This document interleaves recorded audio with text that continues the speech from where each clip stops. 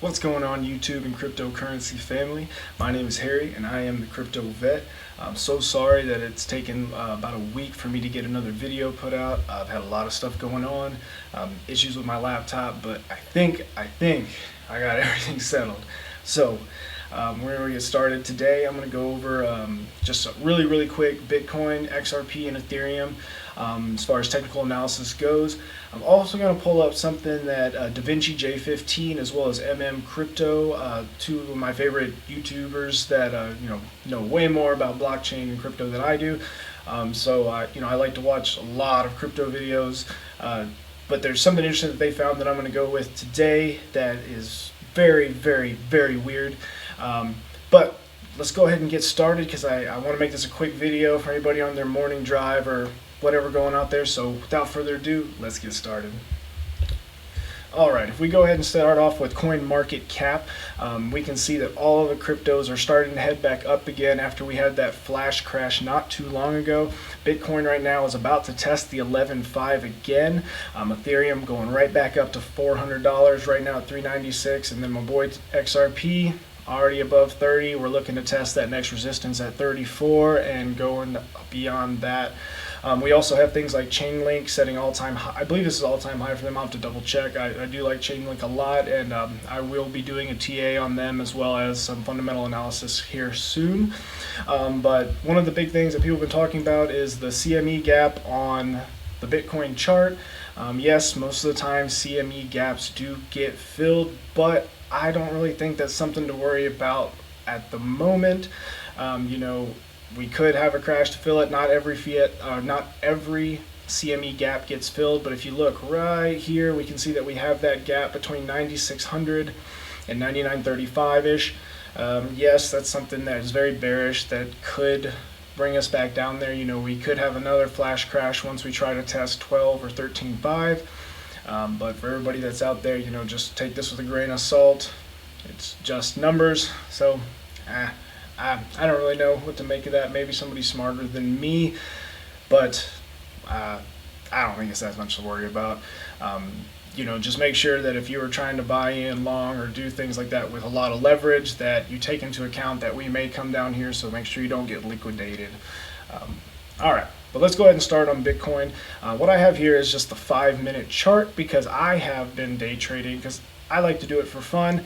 Right now I'm actually down probably about $700, but that's the nature of the game. I was up several thousand, but I was like, let's let that shit ride, But of course I'm playing with money that I'm okay losing. This is just like gambling. If you don't have money to lose like that, please don't trade on leverage. Don't buy a coin and just hold that shit, okay? You'll make more money in the long run. You know how much time I've spent trading crypto and I'm still not that good at it. So, just be sure to watch yourself. You worked hard for that money. Don't just throw that shit away to the executives at Binance and all that. Alright, so here on the 5-minute chart, when we had that flash crash back in August 1st, right there, you can see that we've been steadily going up on an increase, and you can see now that we are coming back up in this ascending channel to potentially test those resistance levels of 11.5 and beyond. If we look here on the VPVR, we can see that we don't have much volume here, so it would be really easy for us to just shoot back up here and try to retest some of these highs back up here at around 12,000, and you can see that the VPVR actually has I have a horizontal ray drawn across here showing that this was previous resistance way back in 2019, and I think before we actually test the 12, we're going to have to beat that resistance right there as well. But overall, I'm very bullish on Bitcoin now. If we pull up some of the other indicators, we can see that, let me see, our volume, let's get that on there, and let's go ahead and use one of my MACD. Where's that? Where the hell did I put it? I'll just use the regular MACD for now. I have another indicator that I was working on adjusting some of the scripts to be better suited for me, but we can see here, if I switch out of this 5-minute chart that I've been using for trading, that we have, let's go just to here, we can see that this was that pocket where we've had lots of indecision. We saw it for support. This was the ascending triangle that we broke out of, breaking out of that 2.5-year resistance trend line. And as we're coming back up, we can see that after that flash crash, we did a good job of bringing that RSI down and kind of making it to where we have more room to go up.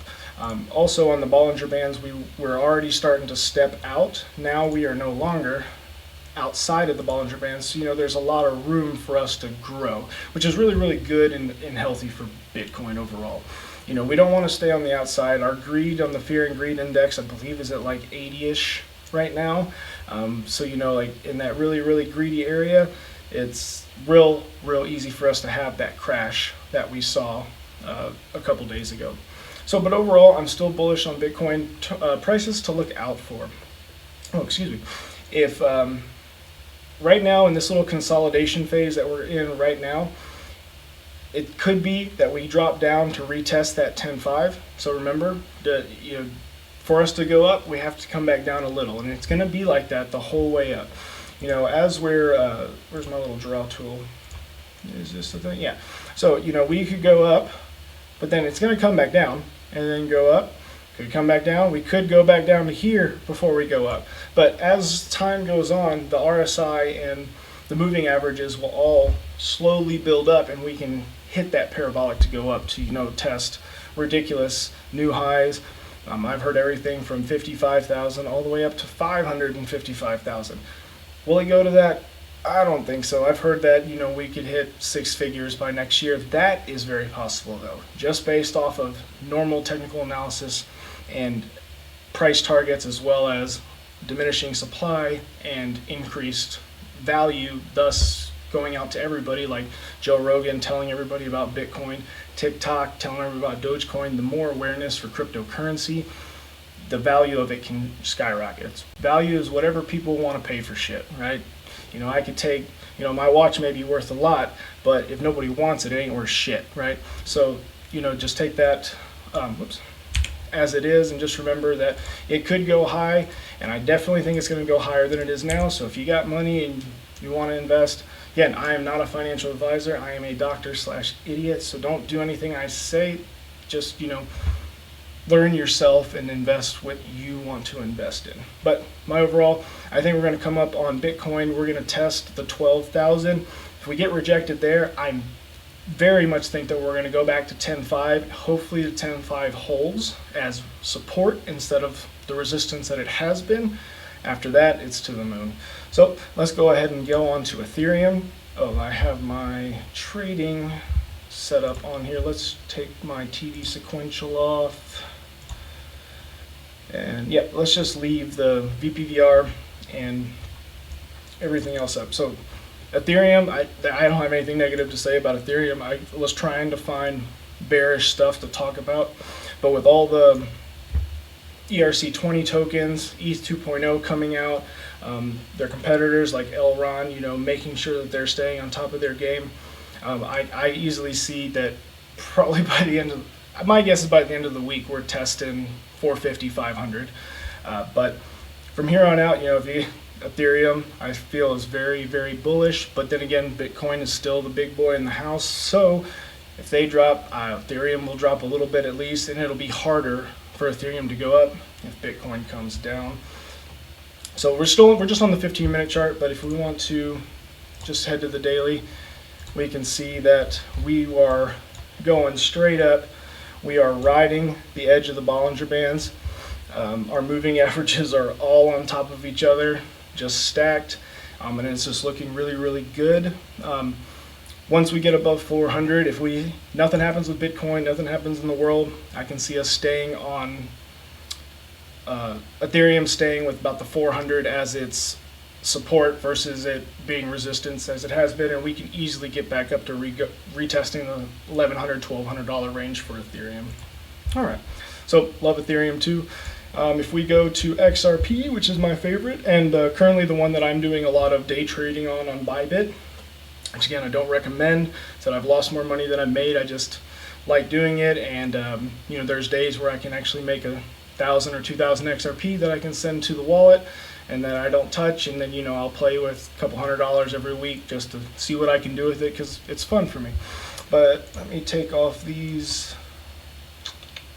Is that all of them? Which one's still on? Let's take off my stupid things. Okay, so here on XRP, if we zoom all the way out, we know, and if anybody who's had XRP knows, that they have been in a very, very long consolidation pattern for a, let's go to the weekly so we can actually see everything here. All right. Am I on the right? Yep.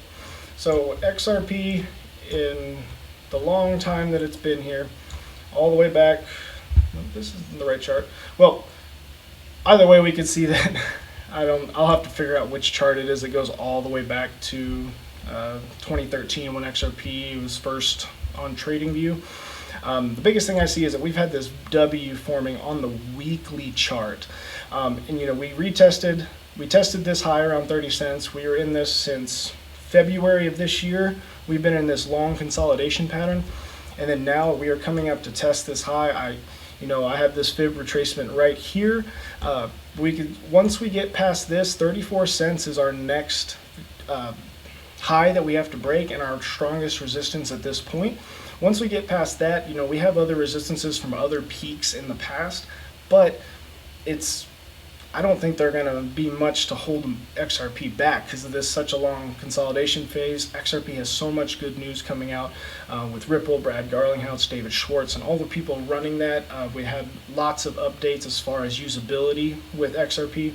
So I think XRP here is going to go crazy. If we can just stay here, Bitcoin can do its thing, Ethereum can do its thing, and there's no bad news about crypto overall. I'm not a financial advisor, but man, this shit's gonna make you money right here. I said XRP is my #1 holding of all my coins.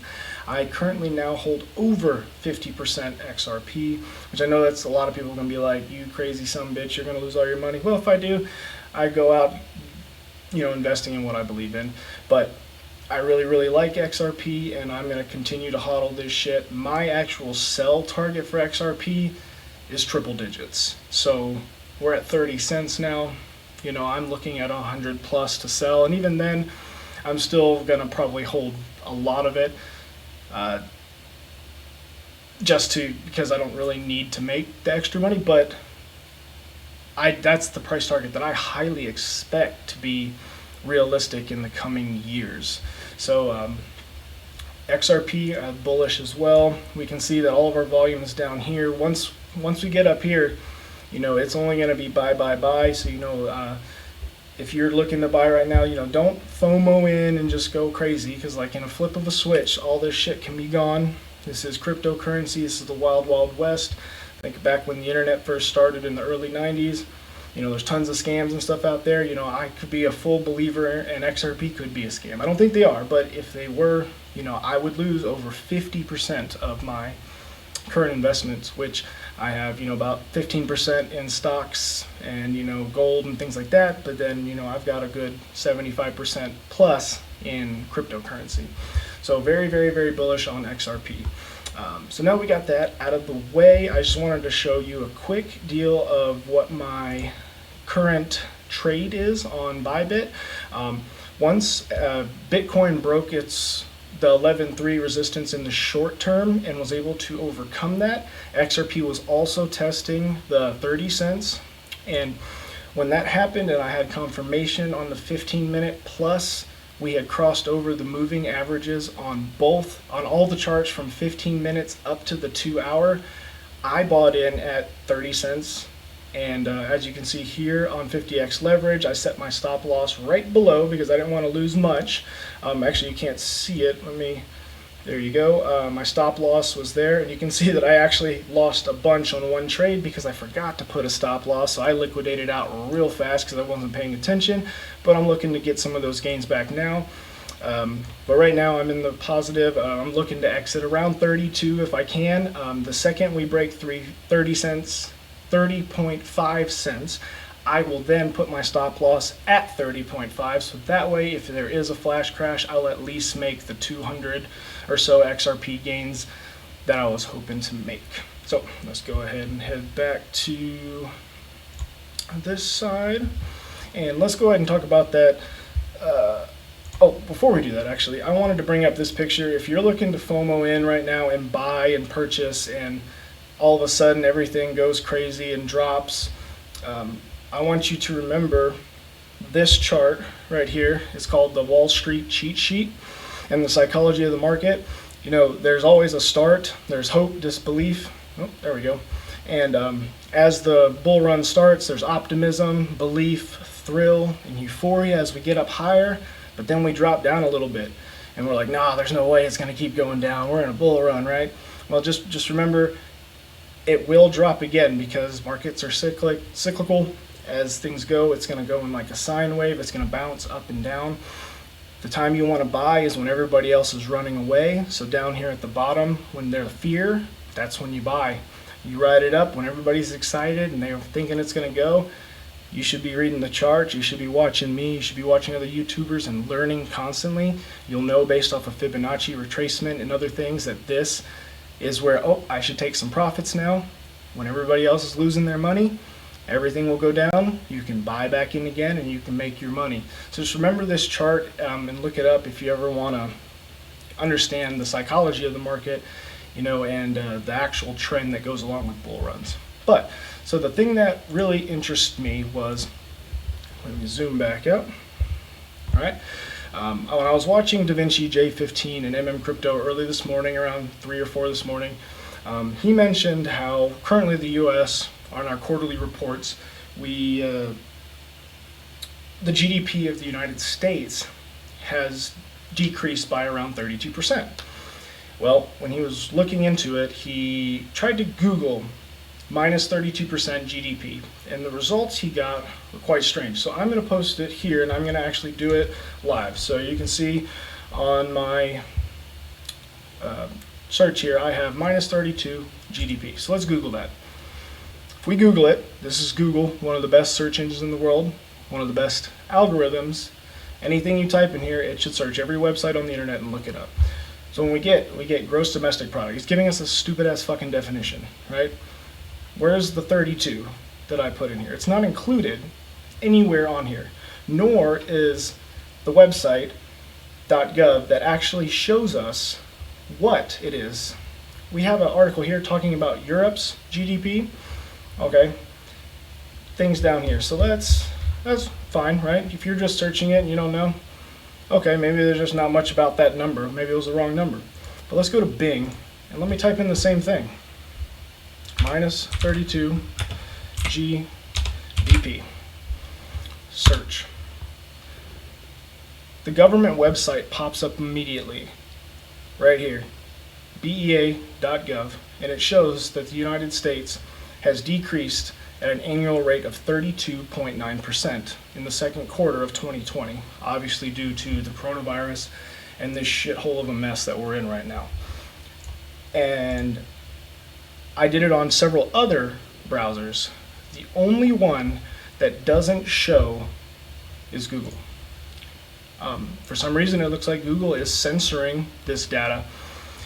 Maybe I'm just falling for some stupid conspiracy, and maybe I'm just an idiot, but to me this is weird as fuck. Why is it not showing up when I search it? Nothing with the number 32 is showing up, period, on here. All Google is supposed to do is take anything I have in the search bar and, you know, search everything for it, and it's obviously not showing this information. Very, very concerning to me. So then I dug a lot more, and I said, again, this was DaVincij15 and MMCrypto on their video earlier. I'll go ahead and link the video in my description if you want to see the actual thing, because I said these are two great guys that know a lot. DaVincij doesn't like XRP at all. You know, I respect his decision for that, but the guy is super knowledgeable, really smart. He has good ideas. He's good at trading, and you know, just because we don't agree on one thing doesn't mean that the information that he has to give isn't, you know, fucking wonderful.